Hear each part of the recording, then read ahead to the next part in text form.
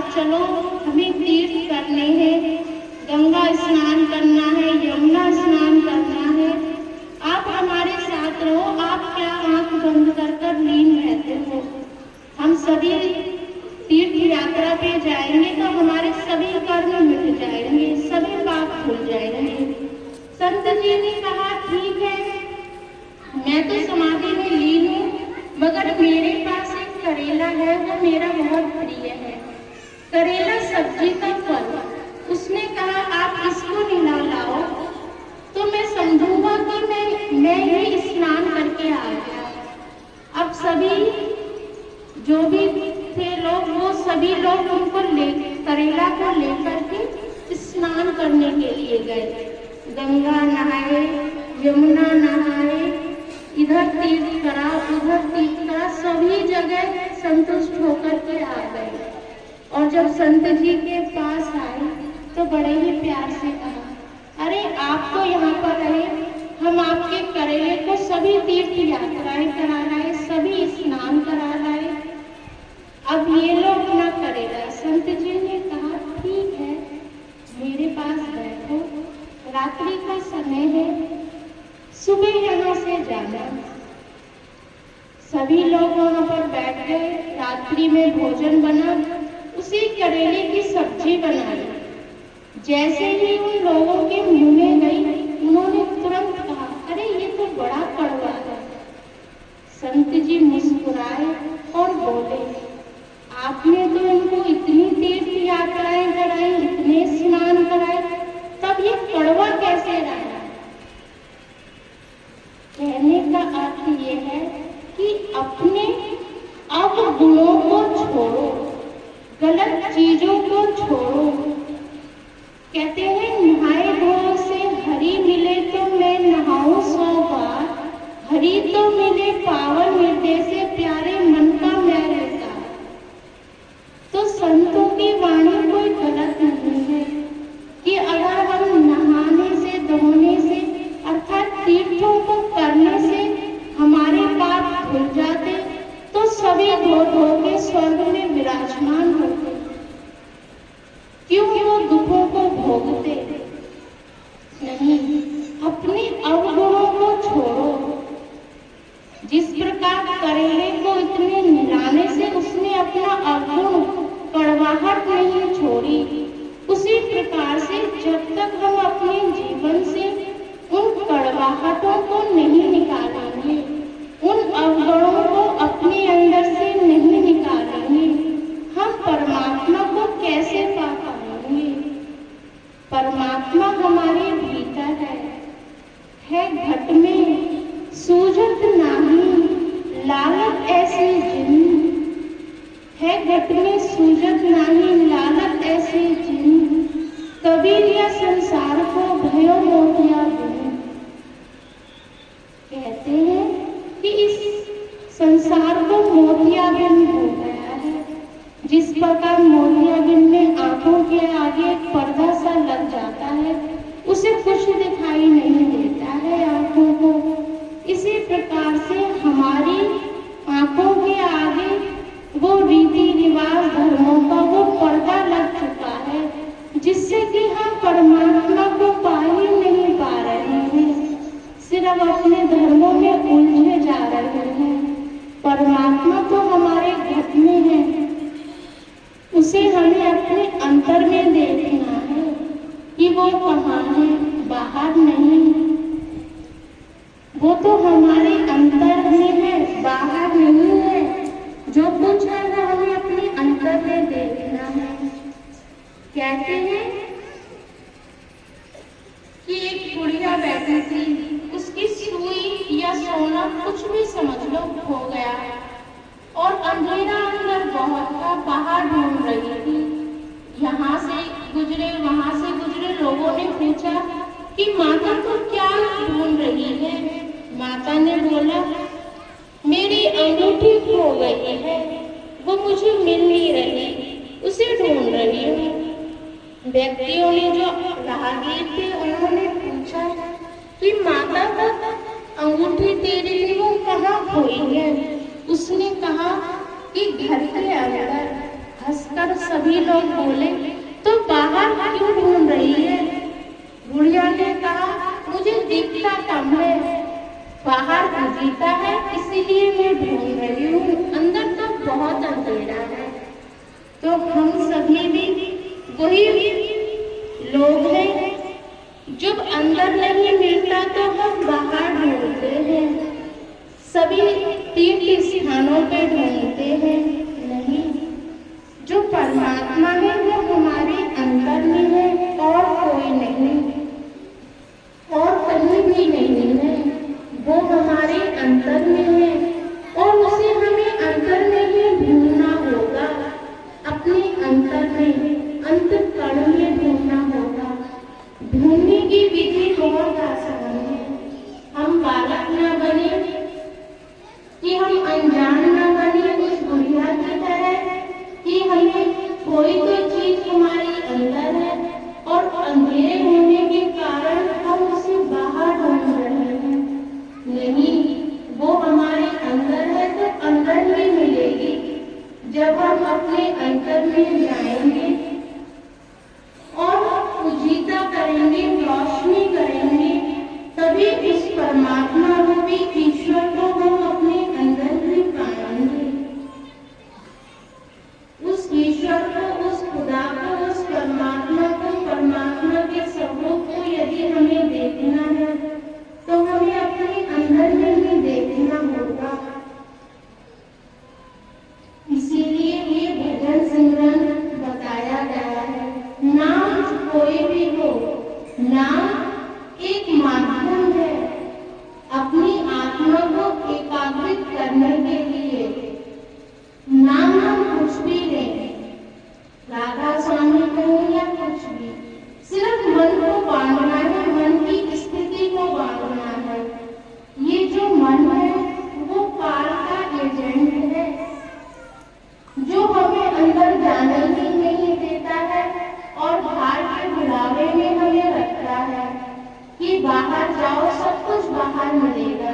नहीं, वो हमारे अंतर में है तो वो हमें अंतर में ही मिलेगा। अपने जीवन में से थोड़ा बहुत समय निकालो, आंखों को बंद करो और जो भी हमें नाम अच्छा लगे, जो भी हम जानते हैं, जिस भी गुरु से हमने दीक्षा ली है, उस नाम को अंतर में देखो और जानो कि वो क्या है। कहते हैं जब बच्चे को स्कूल में एडमिशन कराते हैं तो वो बड़ा घबराता है, शुरू में रोता है और पुकारता है कि मुझे नहीं पढ़ना, मुझे तो घर में रहना है। वही हमारी मन की और आत्मा की स्थिति है। पहले मन हमें उस राह पर जाने ही नहीं देता है, वो कहता है बाहर ही ढूंढो, बाहर कुछ भी नहीं है, सब कुछ हमारे अंदर ही है और हमें उसे अंदर में ही पाना होगा। परमात्मा के स्वरूप को यदि हमें देखना है तो उसे हमें ध्यान में देखना होगा, भजन अभ्यास में देखना होगा। स्वामी जी महाराज कहते हैं, सूरत शब्द और राधा स्वामी, सूरत शब्द और राधा स्वामी दोनों नाम एक कर जानी। सूरत आदि सूरत का नाम राधा स्वामी संग मिलाना, अर्थात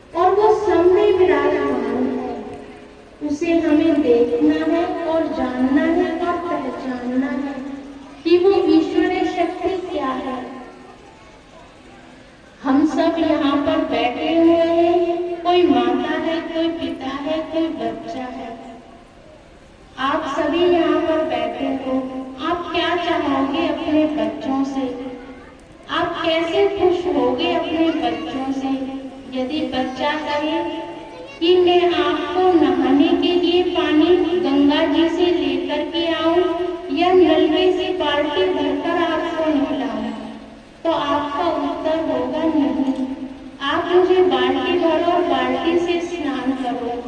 या जब खुश होगे कि मैं पिता हूँ और तुम मेरे बच्चे हो, मेरी परिक्रमा करो, अपने पैरों में छाले डालो, तब मैं खुश होगा नहीं। ऐसे ही परमात्मा है। परमात्मा कभी ये नहीं कहता कि मेरा बच्चा मेरे लिए दुख उठाए, नहीं, वो चाहता है कि मेरा बच्चा सिर्फ मेरा कहना माने।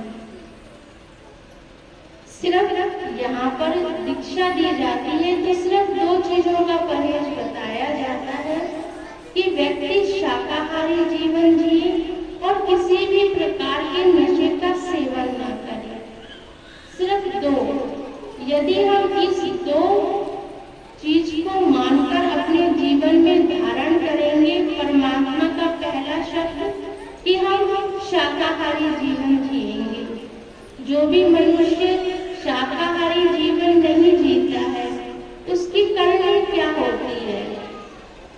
हम अपने आप को कहते हैं कब्रिस्तान में मुर्दे को दफनाया जाता है, शमशान घाट में जलाया जाता है।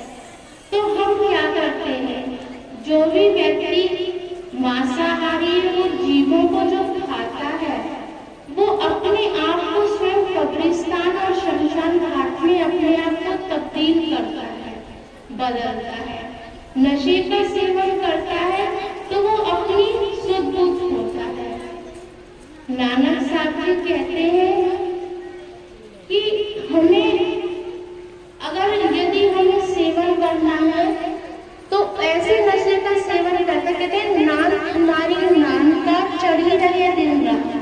अर्थात यदि हमें सेवन करना है तो ऐसे रस का सेवन करें जो हमें दिन और रात चढ़ी रहे। परमात्मा का वो ध्यान, वो भजन अभ्यास जो हमें दिन और रात चढ़ी रहे। कहते हैं कि हम सभी जानते हैं कि हमें नशे का सेवन नहीं करना चाहिए। ठीक है, नशे का सेवन नहीं करना चाहिए। क्या उस नशे को बेचना भी चाहिए? नहीं, ना ही तो हमें नशे का सेवन करना चाहिए और ना ही उस नशे को बेचना चाहिए। तभी तो हम परमात्मा का कहना मानेंगे, अन्यथा नहीं। दो बातों का अपने जीवन में विशेष ध्यान रखो। असर क्या होता है? तुम अपने बच्चे से कहो शराब मत पियो, मगर तुम तो स्वयं पी रहे हो, तो तुम अपने बच्चों को क्या शिक्षा दोगे, क्या समझाओगे? और ये कर्म चक्र है, ये काल चक्र है।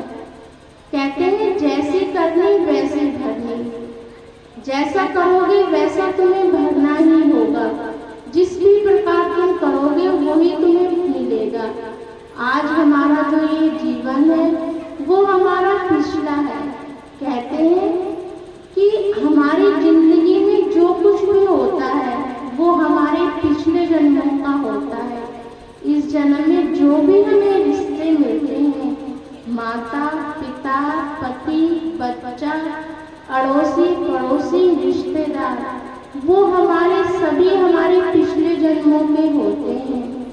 मनुष्य इस धरती पर जन्म लेता है, उसे या तो कुछ देना होता है किसी को इन रिश्तों में, या तो किसी से कुछ लेना होता है इन रिश्तों में। इसीलिए उसका जन्म होता है, लेना और देना।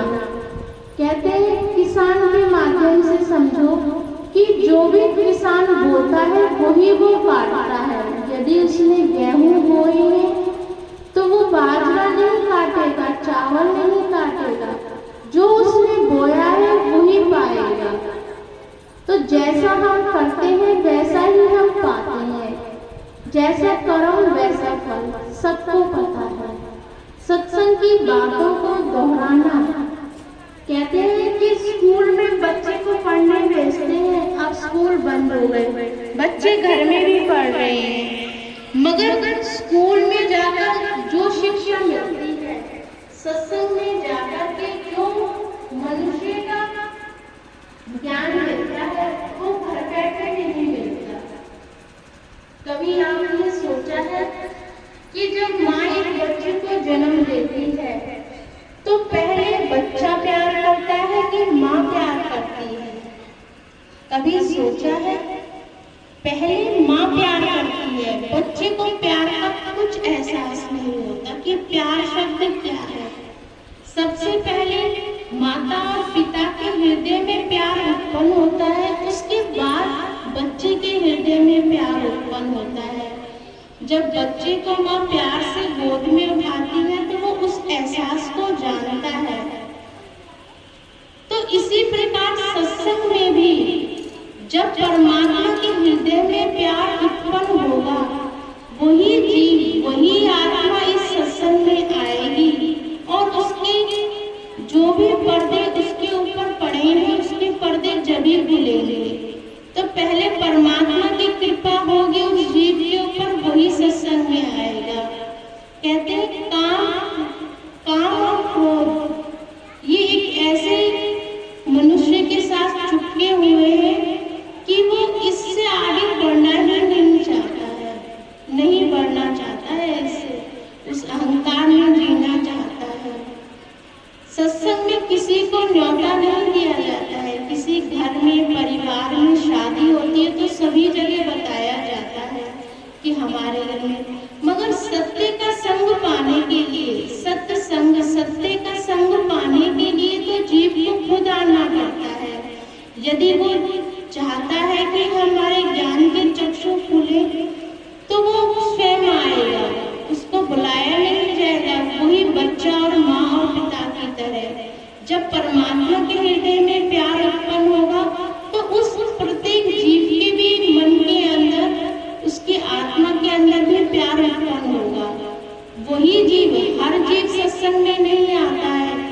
ये प्रकृति है जो बांधे रहती है, कोई ना कोई बहाना उत्पन्न हो जाता है कि हमें सत्संग में नहीं जाना। और जब परमात्मा का प्यार उजागर होता है तो सभी चीज हट जाती है और जीव सत्संग में आ जाता है। इसीलिए कहते हैं कि सत्संग में हर एक जीव नहीं, वही जीव जिस पर परमात्मा की असीम कृपा होगी, वही जीव इस सत्संग में आ पाएगा, अन्यथा और कोई नहीं। कृपाल सिंह जी महाराज कहते हैं कि अब तो उन्होंने समाधि ले ली है। वो कहते थे कि यदि मैं अपने सत्संग घर, जहाँ पर वो सत्संग दिया करते थे, कहते हैं यदि मैं अपने घर के उस सत्संग घर के आगे एक डॉक्टर को बिठा लूं तो सभी अपनी बीमारी का इलाज पूछ करके चले जाएंगे। यदि वकील को बिठा लूं तो सभी अपनी समस्याओं का समाधान पाकर के चले जाएंगे। मगर मेरे पास कोई नहीं आएगा। मेरे पास पाने का कि सभी को कोई ना कोई दुख है और वो चाहता है कि इस दुख से कहीं पर भी जाने से हमें मुक्ति मिल जाए। तो ऐसा नहीं है। हमारे दुख क्या है? हमारे ही कर्मों का एक हिस्सा है। जिस भी प्रकार के, चाहे वो आर्थिक हो, मानसिक हो, शारीरिक हो, कुछ भी, कैसे किसी भी प्रकार का वो दुख हो, वो हमारे कर्मों का एक हिस्सा है। सिर्फ हमारे कर्मों का एक हिस्सा जो हमें भोगना ही पड़ेगा। इस जीवन में हमें भोगना ही पड़ेगा। कहते हैं